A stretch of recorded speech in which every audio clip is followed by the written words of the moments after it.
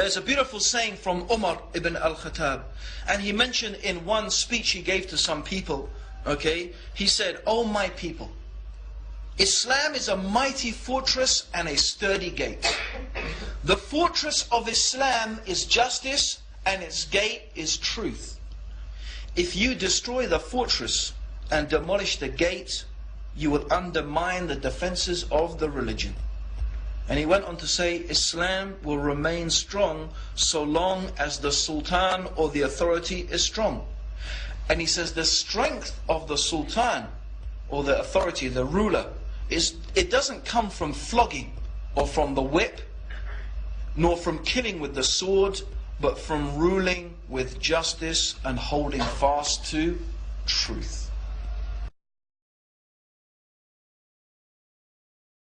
There's another very strong example, and if you understand, if you know anything about the Arabs before the time of Islam, you will know how very, very much they respected the strong tribes and the noble lineage, and it's something they used to consider to be so important. If you understand really how important this concept of lineage is, you'll reflect on this story. There is a man, there was a certain prince, a Ghassanid prince. The Ghassanids, by the way, were a largely Christian Arab tribe, okay, based in Sham. There was one certain prince who had converted to Islam, and he was staying as an actual guest of Umar. Umar was the second Khalif, okay, and Umar was, in fact, history is fabled with the legends of the justice of Umar. In fact, we could just spend the whole rest of the talk talking about the stories of his treatment of and his dispensation of justice. It's legendary, okay? The justice of Umar. It became known that this was a phrase, the justice of Umar.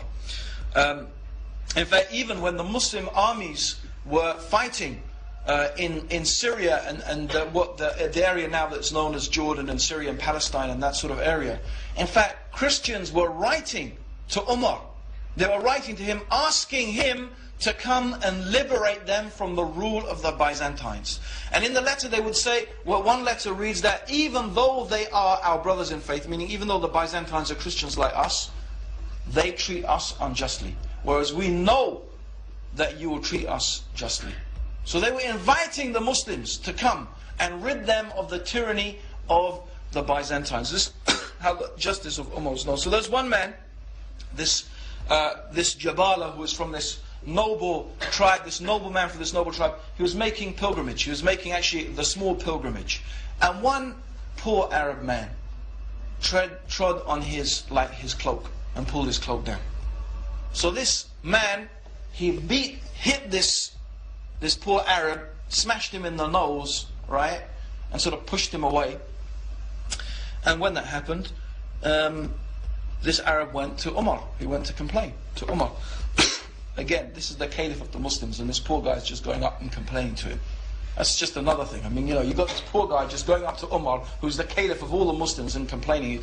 It's just amazing just thinking about these type of things. I mean, this is a man, Umar ibn al-Khattab, used to sleep sometimes on the steps outside the mosque. He just used to eat dried bread. If you'd seen him, you wouldn't have known him any different from just some, you know, average guy or less than average guy on the street. People used to be amazed at what, that's the leader of these Muslims? This army, this people, this great, you know, the conquering people, and this is the leader? And that was him, Umar. So he went to Umar and he complained about this guy. So Umar called him, and this is what Jalabi said. He said, this rascal trod on my reverence for the Kaaba, okay? And he said, if I wasn't allowed to shed blood here, I would have killed him. I would have chopped his head off, okay?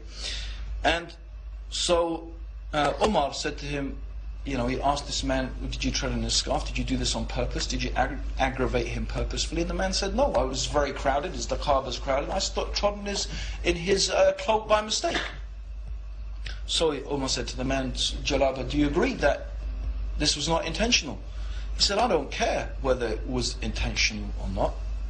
He said, I am a noble Arab, and he is some commoner, and it doesn't matter to me whether he did it on purpose or not.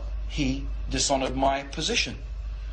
So Umar said, in Islam, there is no distinction between a prince and a commoner.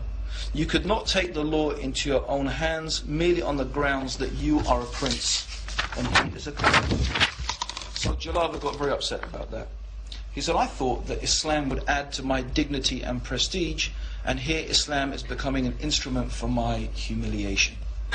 So Umar said, the law has to have its own course, and I am obliged to do justice. You've got two alternatives. Either you patch up with this man, or you're going to have to face my verdict. And the verdict is going to be that whatever that he did to the man is allowed to do back to him.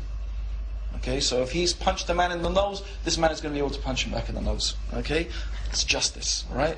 May not be merciful, but it's just. Okay, so the man says, Jalaba, when he saw that Umar was serious, he says, well, give me a day to think about it. So Umar said, okay, you have a day to think about it. In the meantime, the guy packs up his bags, and he goes off and goes back to Constantinople, and he becomes a Christian again. Okay, and what did he say? He said, I denounce Islam because it doesn't discriminate between a peasant and a foreigner. Meaning, when he went back to Constantinople, to the lands of Christianity, he was going to find that he would be respected for a noble, and he could treat commoners just about any way that he liked. Okay, that's and we got actually quite a few examples of that. One actual personal example himself, where he treated someone badly. Some man came to him, and he actually because he used to have a certain time dealing with the normal people, and then he used to have a certain other time for dealing with very important affairs. One guy comes to him when he's dealing with these very important affairs and starts pestering, so Umar lashes out at him with his crop, right? And said, how are you disturbing me at this time? This is not your time. So the man goes off upset. And then Umar, he feels remorse. He goes running after this guy. Now remember, he's the leader of the whole people. Right? He goes running after this guy, begging him for forgiveness. He said, I did you wrong, please forgive me. Okay? And not only that, when the guy says, and the man, he says to the man, take my stick, take this and whip me back. Because I don't want you to have anything against me, not in this life or the next. So the man says, you're the Emir al-Mu'minin, may Allah forgive you and me. Okay? So I forgive you. But that's not the end of it. Umar, he goes back to his house, and he starts crying, and he starts weeping, okay? And he starts crying to Allah subhanahu wa ta'ala, complaining about his state. He says, this is what he says. He says, oh Umar, you are low, but Allah raised you up. You are wandering astray, but God guided you. You were base, but Allah ennobled you and gave you sovereignty over the people. Now one of them comes and asks you for acquittal for the harm done to him, and you beat him. What answer would you give before Allah? Umar kept chiding himself, holding a straw in his hand, and he said, I wish I was a straw like this. I wish my mother had not given birth to me. This is how bad he felt about what he had done.